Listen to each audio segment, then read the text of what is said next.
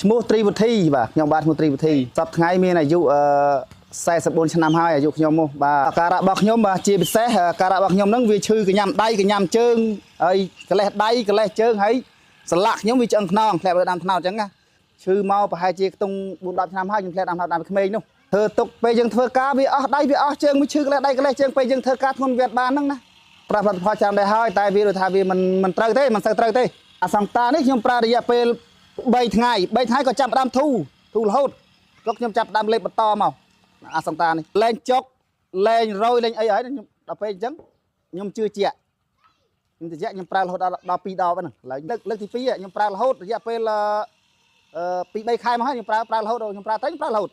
អាសង្តានេះគឺពិតប្រកបហើយមិនផមិនកុហកទេគឺប្រើទៅជឿជាក់ថា 100% គឺត្រូវតែជាតែម្ដងជាទៅលើបញ្ហាសន្លាក់ឈឺដៃឈឺជើងហ្នឹងចុករយពេញទាំងអស់ជើងយ៉ាងដៃញ៉ាំជើងគឺបាត់មកសូមផ្ដាំថាបងប្អូនពុកម៉ែទាំងអស់បើសិនជាមានអាការៈចុកដៃចុកជើងឈឺចង្កេះតាមសន្លាក់ឆ្អឹងទាំងអស់ហ្នឹងប្រើតែមួយដបហ្នឹងជាសះស្បើយបងប្អូនប្រើមិនខុសទេ